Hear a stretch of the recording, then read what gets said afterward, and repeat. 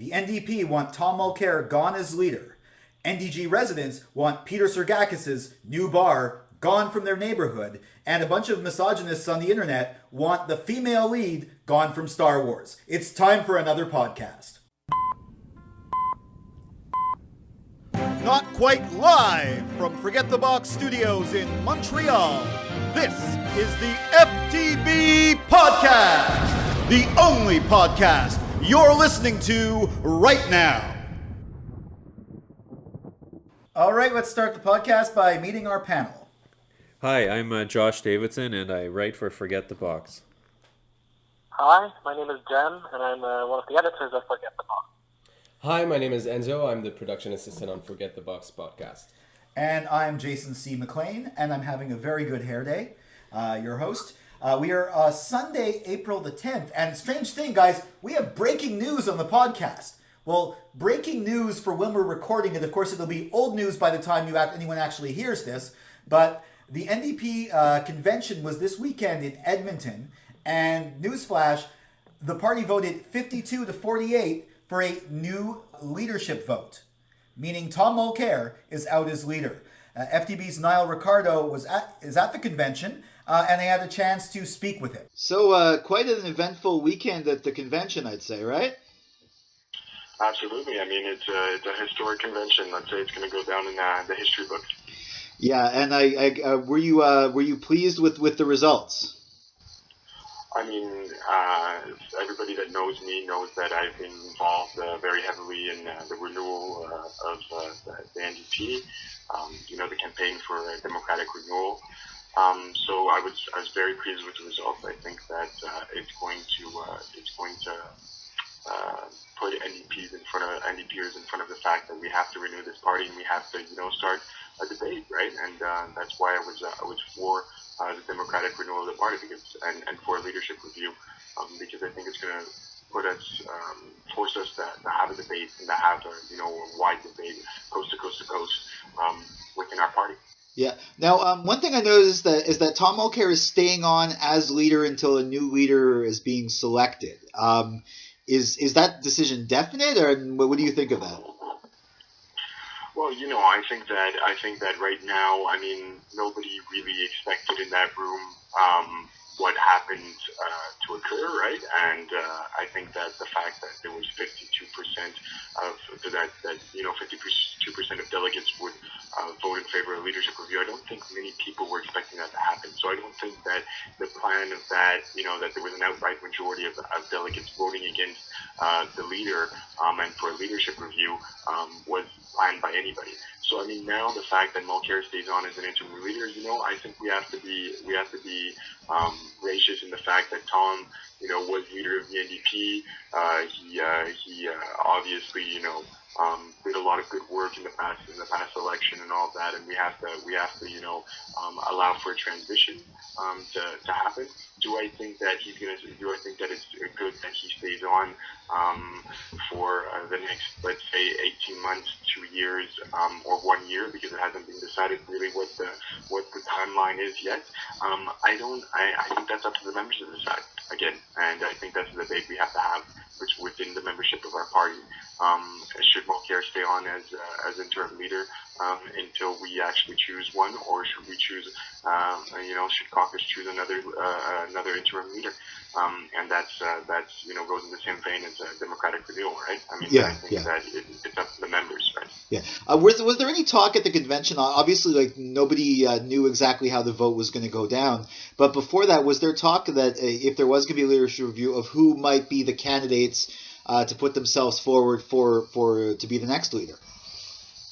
I personally would love to see, Megan Leslie run from, XMP from Halifax. I heard Nikki Ashton, obviously. Nathan Cullen, MP out in BC, obviously ran in the last leadership race. So did Nikki Ashton too. Yeah.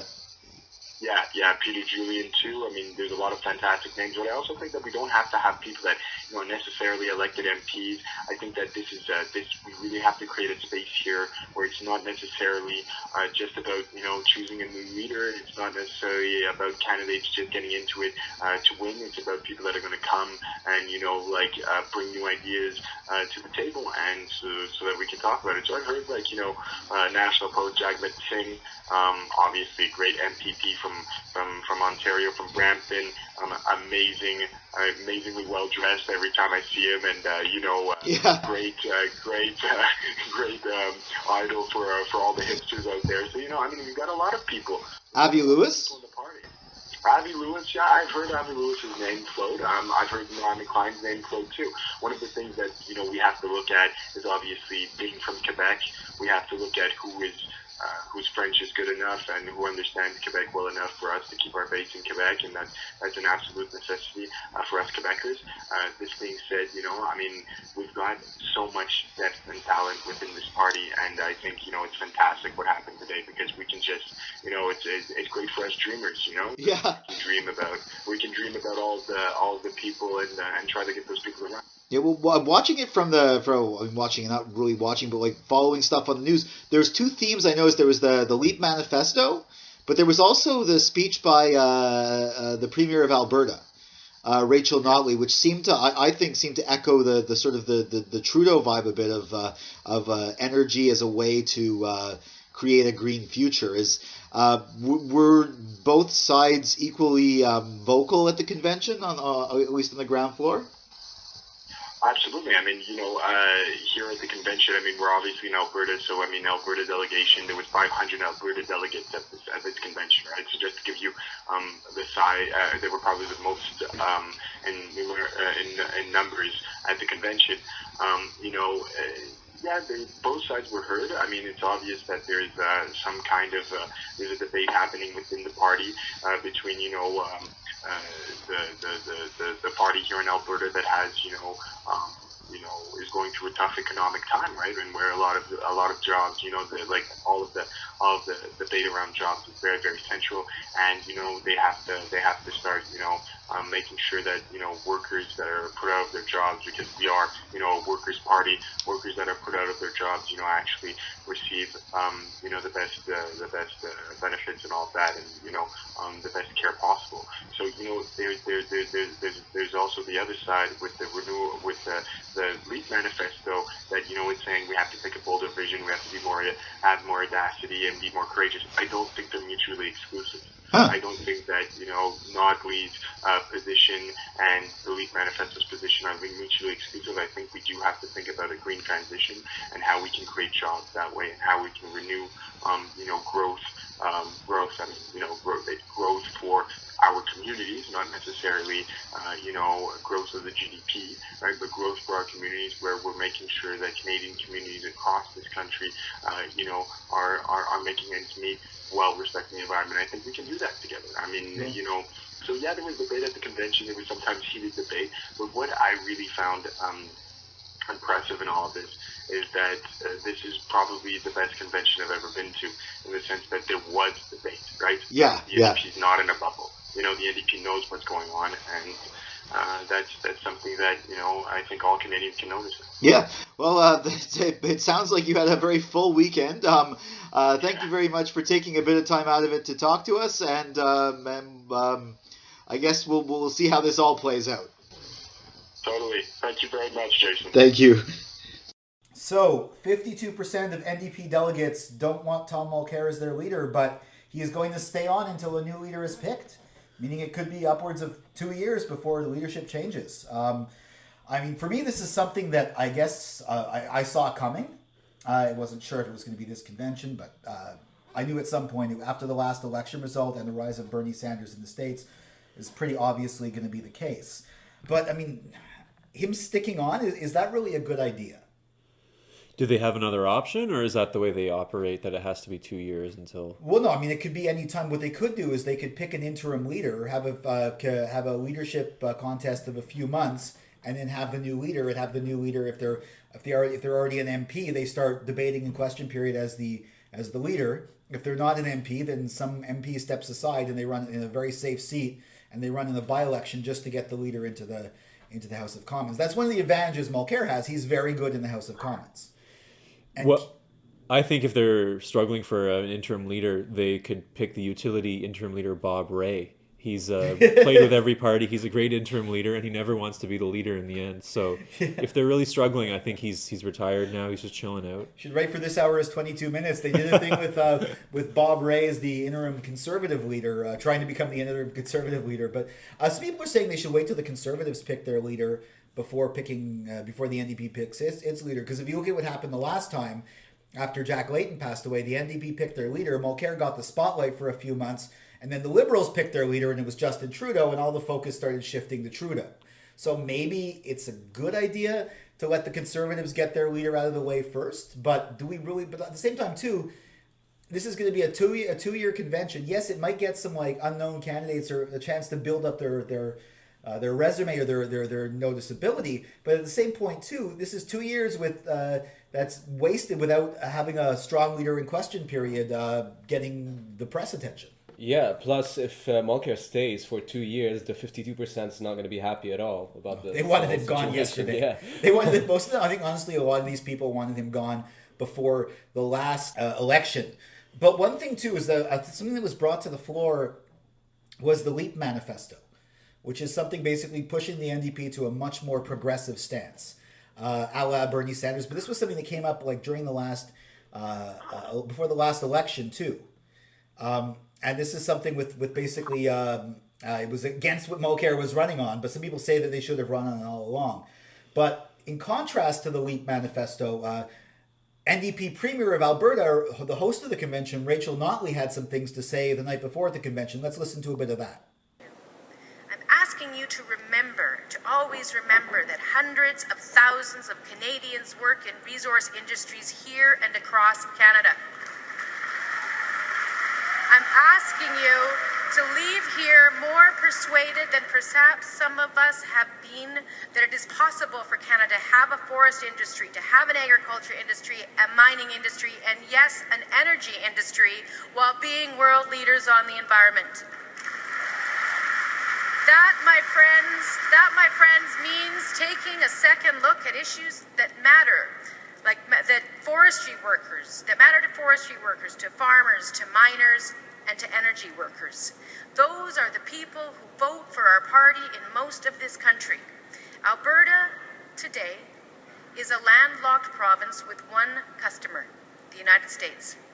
We need to be able to get the best possible world price for the oil we produce here at the level of production that will be responsibly allowed under a climate change plan that is focused, finally, on effectively reducing the amount of carbon in each barrel of oil.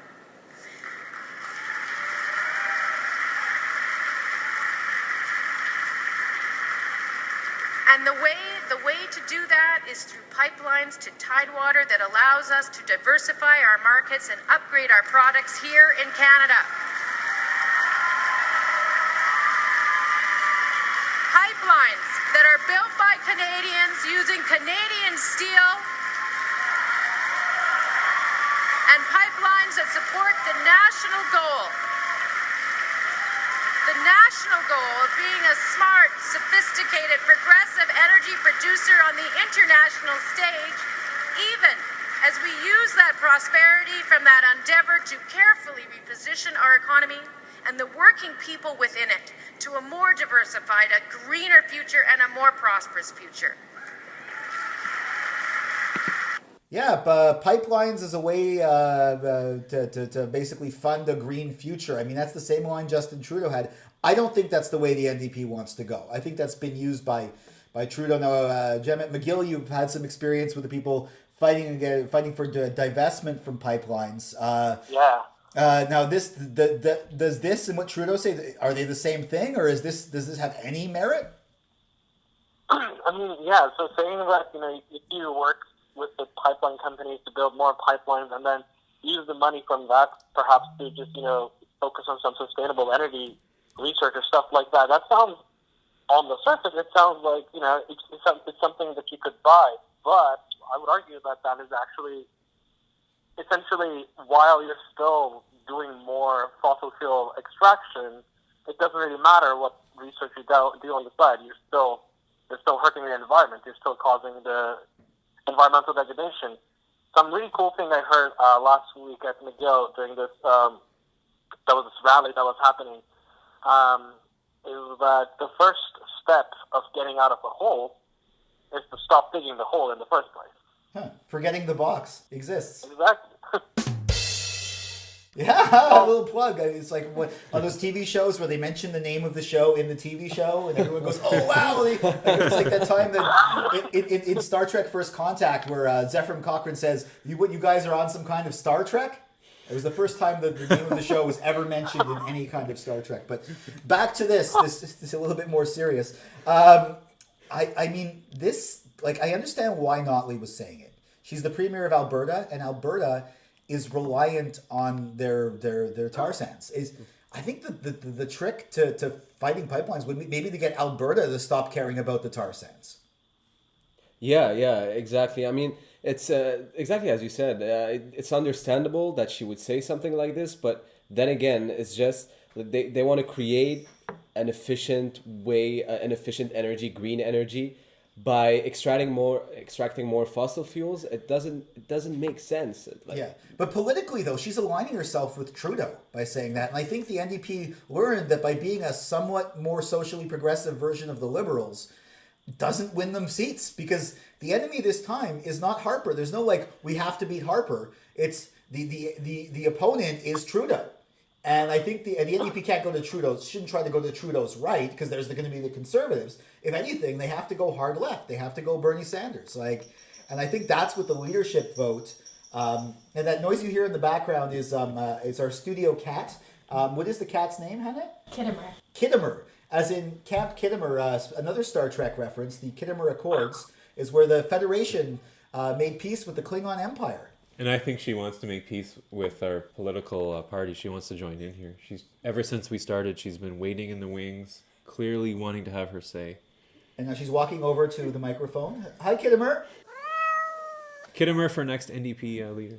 Now, of course, for those of you listening, there's absolutely no visual. Actually, well, maybe on the YouTube version, we could put up a picture of Kittomher. Actually, at this point, this is what Kittomher looks like, everybody. You have to watch it. By the way, the podcast is now not just available on Mixcloud and iTunes, but it's also available on YouTube, on Facebook video. So if you want to actually see what Kittomher looks like, you actually have to watch this again. Don't stop listening to it now, but listen to it again on one of these other platforms. But yeah, politically though, I think this is a disastrous move, and I think that's what the voters were saying by kicking out Mulcair. Now, do you guys have any favorites for who might replace Mulcair as leader? I'm kind of partial to Nikki Ashton, actually. I don't know as much about the party as you, Jason, but I remembered an old MP of mine, Sherry DeNovo, and I remember she was rising in the ranks, and I don't know, somewhere in the back of my mind, I thought she might be someone that was considered, but I don't know. She was a great MP, I'll give her that, and was a strong voice. She'd be a very good leader, I think. But yeah, same. I don't really know a lot about this party, but something I'm sure of is that if Mulcair stays, it's not going to go pretty. Yeah. It's not going to go well. Jem, do you know enough about the NDP to pick a new leader? Well, my vote doesn't even matter in this country yet, so. And I don't really know a lot of people from the NDP, but the further left, the better, I would say. Yeah, my personal opinion, at least. I mean, Ashton's one of her biggest stumbling blocks. The last time there was two. One that people thought she was too young to be leader, although I think that'd be a good thing. The second is that the NDP's power base was in Quebec, and her French wasn't that great. So that's one of the reasons why it swung so heavily to Mulcair. Because last time, keep in mind, they picked Mulcair, but no one was expecting to have to pick a new leader. Everyone was very happy with Jack Layton, and then unfortunately, he passed away. So they had to pick someone new. Rebirth in the NDP. There's also rebirth of the old Moz Bar in NDG, but it's being reborn in a way that maybe a lot of people aren't too happy about. So to kick it off, here's Josh Davidson with the now very meaningful Sergakis report. Est-ce que les gens-là, ils méritent les logements sociaux? Non. Puis est-ce que la ville, il devrait lui donner les logements sociaux? C'est non. While they're doing that, they're going to have one drink less. 3 punks / squeezies walking into the terrace. First thing they did when they walked into the terrace, they start burping. But I never heard a burp like that. It was bigger than, the sound was bigger than the truck that goes by. Oh, I'm supposed to start work here tonight. Go ahead.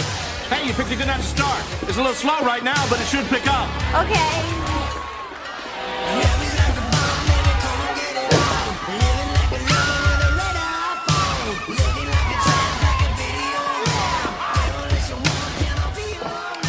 The sweet sounds of the house band from the movie Coyote-Ugly always gets you going on a Sunday night. Well, those sounds are being heard in NDG starting this week. After 2 generations, the famous Moz Bar in NDG on the corner of Marcel and Sherbrooke Street has closed down. Now, this actually happened a few months ago, but some controversy has been stirred up by none other than our famous Trump of the North, and particularly of Montreal, Peter Sergakis. A resto bar project in NDG is serving up some controversy. Some residents and local politicians say the Coyote-Ugly style bar has no place in their neighborhood. The promotional video that this new bar, the Jersey Saloon, put on YouTube, which shows, scantily clad women doing shows up on the bars with, shooter drinks. And we just don't feel that kind of a bar that's kind of selling sex is right for this family neighborhood in NDG. On vous parlait la semaine dernière de ce bar avec serveuse sexy qui va ouvrir ses portes cette semaine en plein quartier résidentiel dans l'arrondissement Notre-Dame-de-Grâce à Montréal. Peter Sergakis is on the line. This is his project. Peter, what do you say to Mr. McLean? I don't think he knows what he's talking about. I mean, he just came up with this. He's totally making a mistake. I'm inviting... We're having a private party on Thursday if he wants to come. First of all, the way he's talking, sex bar, and this is not the case. I don't know where he found this. Before we dig into this controversy, a little bit of history about the famed Moz Bar, thanks to a wonderful article by P.A. Sevigny in The Suburban. He says, although it was never much more than a bar with a few tables and chairs, a couple of pool tables, it's been 80 years since Jennifer Heller first opened Ma Heller's Bar near the corner of NDG's Marcel and Sherbrooke Street. Decades later, and aside from a few pensioners who like to stop in for their afternoon brew, there's nothing left but a few memories about the glory days when the bar would be packed for sports events, epic karaoke evenings, at least one murder, and the occasional closing time brawl. Just before the Second World War, the province agreed to give Heller a liquor license after she pointed out that the provincial bus company used to let its passengers off near her ice cream parlor, when NDG was still little more than a collection of farms and cottages on the western edge of the city. As the bar continued to cater an entire generation that would later join the Canadian Armed Forces to go fight Hitler and the rest of Germany's Nazis, Heller, not Hitler, would make sure that your name was added to the others on the wall if you belonged to Heller's gang, a long list of local boys and girls, 21 in all, who left NDG to go fight the war. As of 1945, there were 726 names on the wall, of which 47 would never come back to have a beer. Over the years, another generation would line up at the bar in order to have what some would be the first of many beers, while they watched the Saturday night hockey game on TV, and finally, following the PQ's first election and the damage caused by Bill 101, the bar's crowd thinned out as an entire generation decided to join the exodus down the 401 on their way to Toronto and better opportunities in the rest of the nation. While it still drew a crowd for the annual Grey Cup party or the occasional wake, the bar, known later as Moz, in order to foil the edicts of Quebec's omnipresent Office de la Langue Française, its crowd was getting older, and Friday nights at Moz weren't quite as much as they used to be. Well, it seems our friend Peter Sergakis never tires of a good fight. And on that note, let's finish off by this clip where he fights Peter McQueen on the radio waves just for the fun of it. No. Hold it, please. Okay. Hold it, please. Yes. This is not what is going to happen there. Okay, it's a bar. It's a saloon from type of Midwest Texan style with food. I mean, he just heard and seen, and we put a communique on the air that we don't want this type. It's 69 years old. The bar is there. I don't know what he wants. He wants it's a family neighborhood. Okay. You know what? You need a publicity. By the video, and gentlemen, it from there. But I mean, if you tell me that there's no problem, and Okay. that it's going to be like Ma's Sports Bar, Peter. like it used to be, No, we're off just, it. Peter, I hang tell on- you hang what on a it's gonna second. be. It's going to be a saloon. It's out of If you don't control. know a saloon what it is, I invite you to come and see it. Okay, Mr. Okay, listen, we have Sergakis. nothing against the country and western team. Like Understood. I said, NDG I do, known for but- country and okay. bluegrass music, and we like that. Really? Yeah, Okay, the so Wheel Club hold Monday on. night. And if It's I great. invite you on Tuesday, we're having a private party. So wow, when I first heard that Ma's Bar was closed, I was like, I hope they find a new owner, because I liked it. I liked their karaoke nights. I mean, that was pretty much. I don't live in NDG anymore, but when they did, I used to occasionally go there for karaoke nights. And I saw your picture on the wall. You're an honorary NDGer. yes, I'm an honorary NDGer. I'm sure that picture's being taken down by the new owner. And when I heard Peter Sergakis was taking over, I was like, ooh, but you know what? No one else wanted to take over the place, so fine. If he turns it into one of his Sergakis sports bars, whatever. But he's turning it into a cheesy experience from the 1990s that's really outlived its time. I mean, does he think this is a good idea? I think he's probably doing it just to get in the news and piss people off. That's my read on it, because there's no other reason you would pick that type of bar anywhere, let alone in Montreal, let alone in NDG. Specifically where that bar is. Across it's the sort of street the middle from of nowhere. With residential apartments up top, across the street from a funeral home and a park. And then the irony is when the city councillor, Peter McLean, started this petition against it, which was spurred by a resident, I think, all Sergakis kept saying was, he's just trying to get publicity. It's like, well, he wouldn't need to if you had this absurd concept like in that location. So remains to be seen. I have to say, though, till I go, I won't judge it. But I do want to get one shot off the bar with someone. The shot off one of the bartenders, pretty much, which is how it looks like it's going to be. I mean, if you guys didn't see the visuals, and that's like basically scantily clad women being all sexy, pouring drinks and like pouring drinks on themselves, like in the movie Coyote-Ugly. Like, yeah. And I think, interestingly enough, he's basically what he's doing, and no one's really talking about this, is he's essentially hiring erotic performers, but he's paying them as bar staff. Which means that, okay, there's no nudity, so he doesn't need a strip club permit. But he would probably need like a permis de spectacle if he's doing a burlesque show, which would be fine. He would need a show permit, a permis de spectacle. But he's getting around that, and he's getting around paying people as performers by, I'm guessing, knowing Sergakis, probably hiring them as minimum wage plus tips. Probably bar minimum staff. wage, yeah. That would be my guess. So I mean, maybe kind of that fits into the pattern. Instead of the whole morality or petition issue, maybe the whole maybe I hate permis de spectacle, the concept that you have to I like some small bars having shows unofficially, but I think for Sergakis, no, make him get a permis de spectacle and have the city use that. Yeah. I mean, the thing is, it's when you see it the way you said it, it might be interesting for him to do that, to not pay them and still make them do what they do. But I mean, other than that, even from a business standpoint, putting this type of bar in NDG just doesn't make sense. Yeah. NDG is not the type of place where you have where you go to. Yeah. Well, the thing is, okay, Sergakis owns a number of strip clubs, and he owns Amazon's in NDG, and that's, from what I can tell, a very successful strip club. Yeah.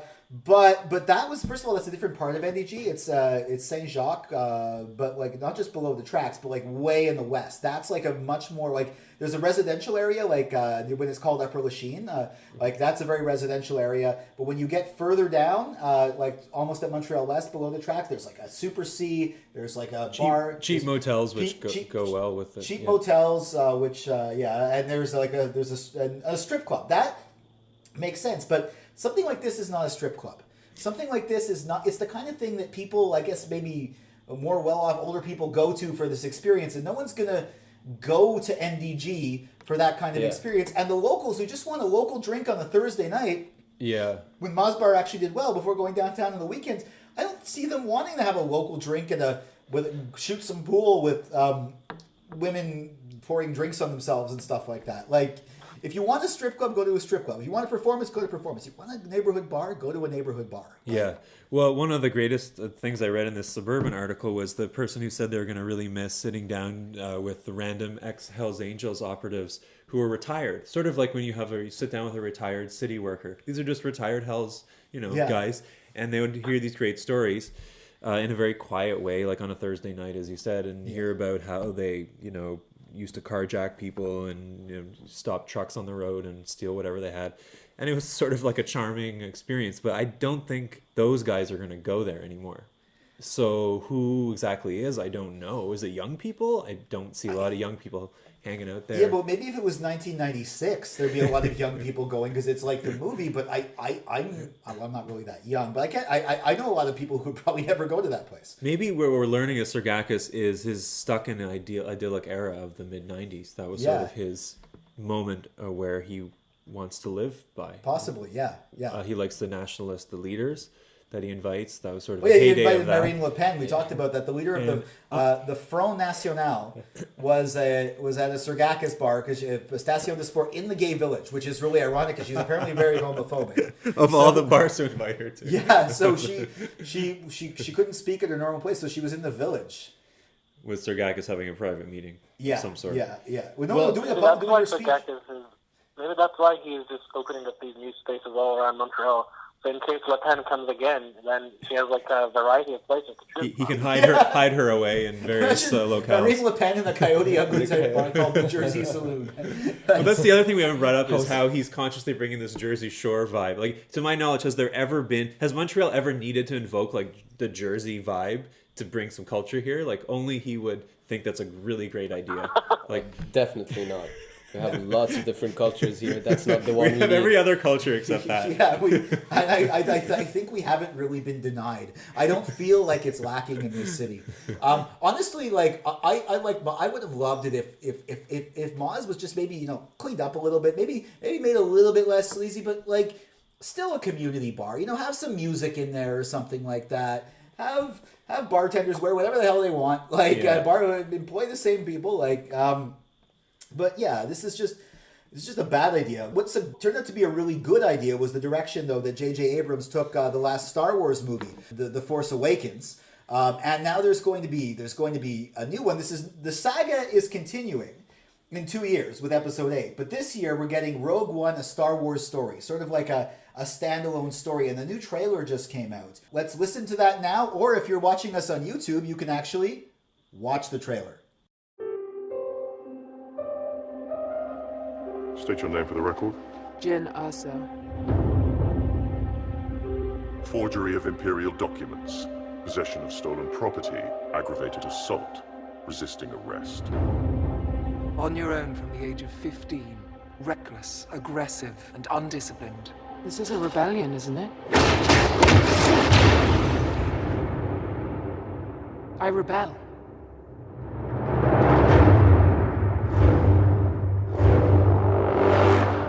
We have a mission for you. A major weapons test is imminent. We need to know what it is and how to destroy it. Is that clear? Yes, sir.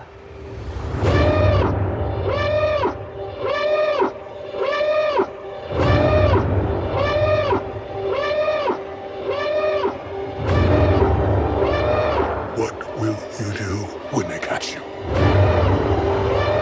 What will you do if they break you? If you continue to fight?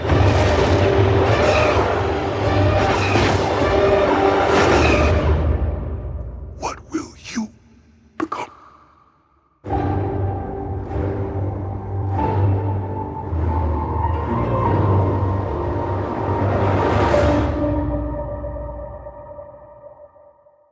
That sounds great. Now, before we get into discussion on this trailer, I want to bring us back to one of our earlier podcasts from last year, where we were discussing the first trailer for The Force Awakens. And Jem, you weren't too enthused about the way Star Wars was going at the time, right? Oh yeah, I was very angry that Disney had decided to get rid of, disregard the expanded universe, and I was calling them iconoclasts. And I was very angry about that, but that didn't stop me from seeing the new Force Awakens, I think 5 times in the cinema. So 5 times, so I guess Disney did okay, right? Yeah, so sorry, what? So 5 times, so I guess Disney did okay with it, right?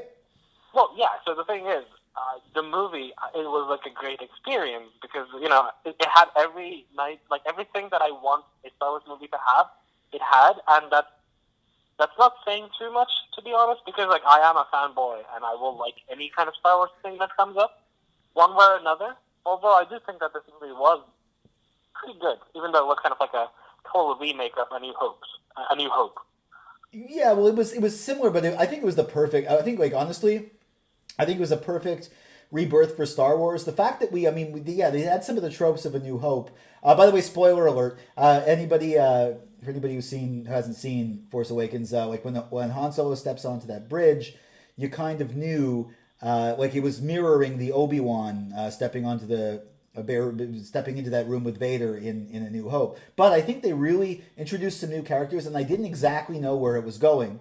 And I think I don't know where the trilogy is going, and I think the fact that there's mystery in it is really great. But I will agree with that. Actually, I thought that I usually like knowing more than the average viewer when it comes to watching things. Like, that's what the kind of feeling that I had for Game of Thrones, but now that the series is overtaking the books, I don't have that power anymore. Yeah. But actually, being in the dark like that is kind of fun. Yeah, it is. It's actually enjoying a movie that it's like enjoying something that you don't know where it's going. But actually, going back to this new film, Rogue One. Now, this actually is bringing in some of the expanded universe that was made non-canon. I think it's making some of it canon again. I mean, the plan to stealing the Death Star plans was part of the expanded universe, right? It was in the expanded universe, and if I remember correctly, it was two characters. One of them was Kyle Katarn, and the other one was John Orse. And these two will just go through a bunch of different adventures. And the interesting thing about Kyle Katarn is that he's a Jedi who likes using pistols and he doesn't like using a lightsaber. And what was the other character's name? Her name is John Orse, and I think it's very similar to the name of the main protagonist for Rogue One. Yeah, which I believe wasn't it John, or what was the name? She says it in the trailer. I don't remember it right now, but it's something very similar to John. Well, let's listen to that part again. State your name for the record. Jen Urso. Jen Urso. Jen Urso. Okay. So it sounds similar to John Orse. So it's obviously it's a very similar character. I mean, I think maybe whoever invented that name in the expanded universe would probably be able to sue them for royalties if they actually used the name. If it wasn't George Lucas who invented it, so maybe they took the character, but they just slightly tweaked the name. Who knows? But I'm excited. I like how the soundtrack is it sounds like one of those sinister TV series soundtracks, but it's with the familiar tunes of the Imperial March and the Binary Sunset theme.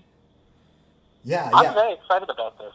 Oh, I am too. But some people who aren't excited about this are sexist assholes on the internet, going on complaining that, oh my God, how can you have another female lead?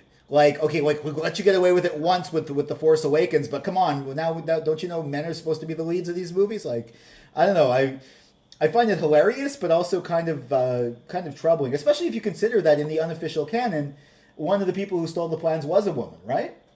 This is true. I mean, if you look at the expanded universe, we have so many women doing so many great things.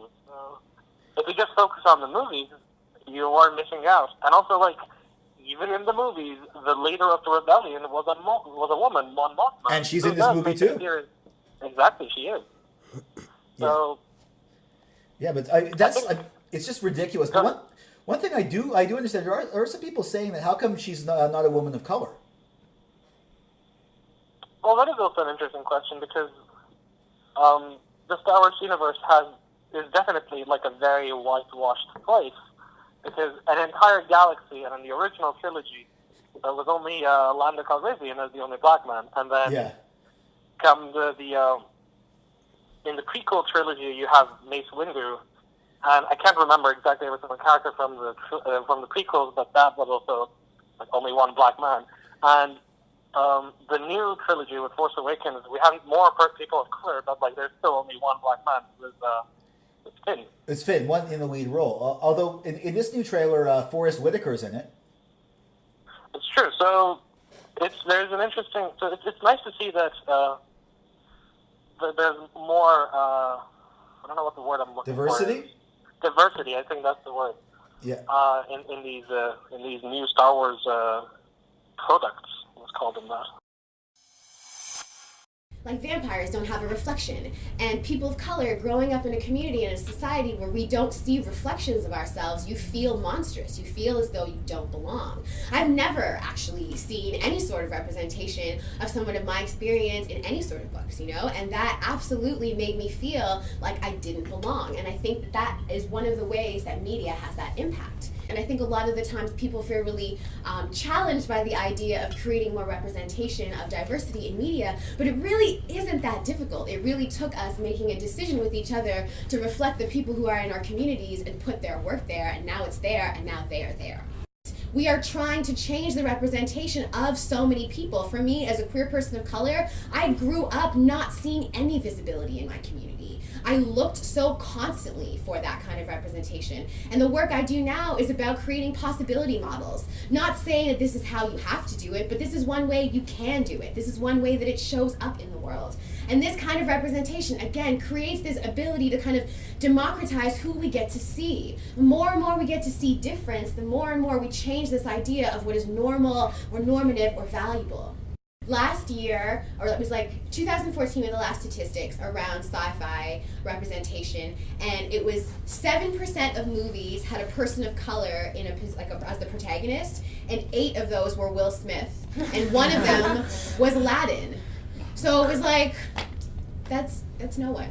That's just Will Smith in a cartoon. Like, that doesn't count. And it's, again, I think that in sci-fi, it's one of those places where I'm like, how are you imagining a whole new world and none of us are there? Like, none of us, and I think it's such a powerful place for us to be creating media in, to be imagining what that looks like with the diversity of people and bodies and experiences represented. Well, that was Kim Milan, very powerful. If you want to hear the whole thing, you can listen to it through Dragon Root Media, where there's a link in the description. But that was sort of along the lines of what you were saying, Jem, right? Mm-hmm. Yeah, so it is very interesting because if you do look at science fiction stuff, there's a lot of it's always about white people doing their things in space, and even if it's not white people, there's this tendency to just pretend that the racial stuff will just kind of disappear and we will all meld into this one just nebulous human race entity thing. It's interesting to think about that, but that's clearly not where we are right now. And if you think about the fact that how literature and art kind of reflects the reality from which they emerge, it is very unfortunate that a lot of the science fiction we see is whitewashed. Like, why wasn't there any Turkish people in Star Trek? In Star Trek, well, Star Trek is interesting. You brought up Star Trek. They actually did do. They kind of they exist in a world that it's not a galaxy far, far away. It's the future of our galaxy, and they actually had. They did Captain Sisko. They had a black captain, African American captain, but they also had a woman captain. But they didn't make them. They didn't put them have like a woman of color. But they did do that. But they even acknowledged the fact that they said in their world racism is gone, but it did used to exist. And then they sometimes show racism with some of the aliens, and that's sort of the way they do it allegorically, which is interesting. That's interesting, I guess. Yeah, but in my opinion, the whole race thing is more political than just a science fiction thing. We're seeing it with this year's, the whole Oscars so white controversy. Yeah. So I think that's what they're trying to do here, is they're trying to compensate now to try to bring more diversity in Hollywood and in the movie industry. But as for Star Wars, and I'm gonna start by saying that no offense to the people out there, I've never watched a Star Wars movie. You notice that grate underneath your seat? You ever meet a Rancor?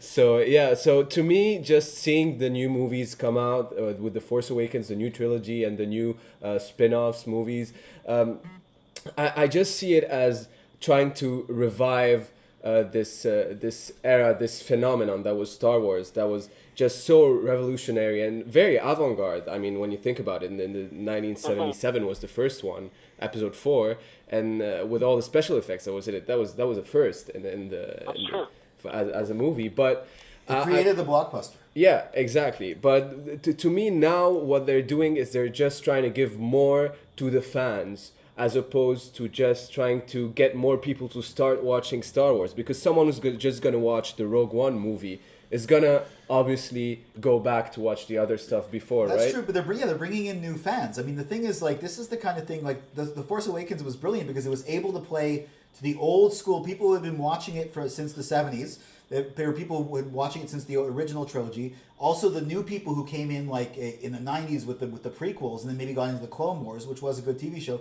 And it's bringing in a whole new audience as well, too. I think the thing with Star Wars is they're going to keep making it because there will always be a demand for this type of thing. I mean, even if the movie's not that great, there's still going to be that demand because people want this story to continue. I want to know how this story is going to end, or at least progress from when I was a little kid. Like, I've been watching this since I was a little kid. I think it's like one of these things that will always have an audience. Just economically too, it's almost surprising that it would take so long to keep cashing in on it. I mean, was that because of the George Lucas thing? Again, being a somewhat, I mean, I've seen the originals, but I haven't followed it. And all this is like disclaimer. We're not going to go into what you thought the new one was, but that's... that little kid, right? But what I remember when that came in, it was a big deal. Yeah. I remember it because the lag was so huge, and with most franchises, we all have our opinions, but at the end of the day, if they can make money, they will, whether people think it's a good movie or not. Was that lag because of the Lucas thing or the rights, or why was there that big lag between the Empire Strikes Back? Well, okay, no, there was over 20 years. Well, no, the Empire. Okay, there was the original. Okay, we had the original 3. Yeah. And now, for those of you who know Star Wars and wondering why I'm explaining this, it's because some people don't. There's we take the blame. There's there's the first 3 movies, which all take place within a few years of each other. Yeah. Episodes 4, 5, and 6. And then then it went back to Episode 1, which was 30 years in the past. No, but I just mean in real time, in our time. Because now it's like they're cashing in every year, which makes sense with most franchises. Why was there that lag? Oh, okay. Well, why was that? Okay, originally, Lucas did the first 3 movies, and then he said he was always gonna be 9, and then he waited like 20 years to come back and do it because that's I guess how he worked. He figured the first 3 were good enough, and then eventually come back and do it. And then I don't think Lucas necessarily had planned on doing more, but then Disney bought it. I see. And so that was the Disney paid something like $4 billion for it. And basically, what they're going to do now is they're releasing a new episode in the trilogy every 2 years, and on the off years they're going to be releasing Star Wars standalone stories, and they're also running the Star Wars Rebels animated series. So Disney, and they're also publishing new books and comics, new comics, stuff like that. The expanded universe is also kind of getting on. So Lucas wasn't so money. I guess he had other stuff he wanted to do, and once it went over to Disney, that's another it was thing. like, the first 6 movies were at least 3 years apart from each other. Yeah. Like, 77, 80, 83. 83, and then 99. 99. 02, 05. 02, 05, you're right. Yeah, and now we're going 2 years, although it was supposed to be sooner. Now technically 2 years for the trilogy, but you're going to have a Star Wars movie every year. Well, there's a Marvel. There's like 2-3 Marvel movies a year. Like that's what happened when Disney bought Marvel. Disney doesn't mind putting like the obscene amount of product out there. Like that's as long as they keep the trilogy sacrosanct. As long as that has its own special place. Right. I'm fine with it. As long as they don't I wonder what they're going to do after Episode 9. Okay, here's another question from someone like me. What was George Lucas doing over those 20 years? Because I don't remember him. He was doing he did Howard the Duck, which was right. Well then, which was that gives him off the hook for 20 years. He did Willow. 16 years. He was actually basically he was running Industrial Light and Magic, which was the special. They provided special effects. And Skywalker Sound provided sound for like Steven Spielberg movies. He was producing. He was doing. His company was doing special effects. was invented for Star Wars, and now it's being used like literally everywhere.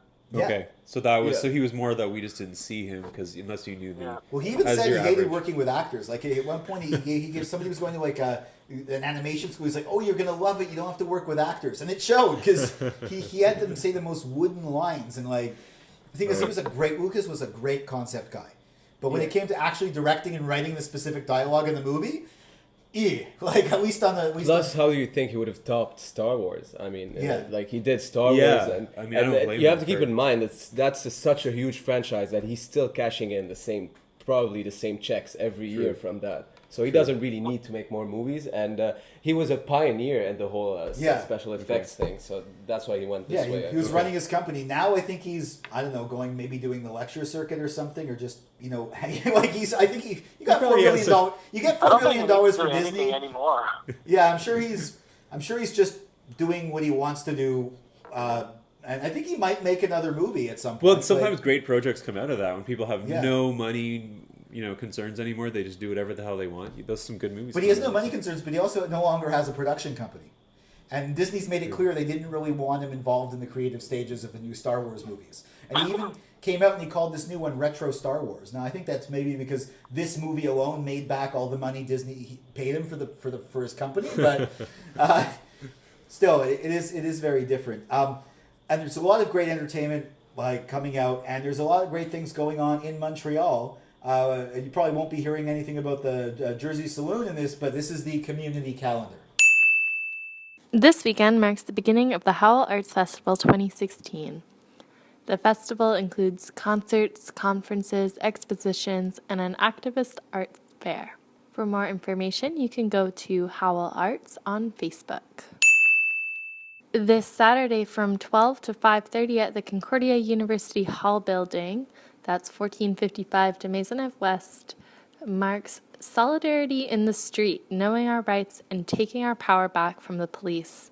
This conference aims to give practical skills and knowledge to individuals for dealing with harassment or abuses of power by the police. Participants will learn about their rights in the face of police, in particular with regards to identifications, arrests, and illegal searches.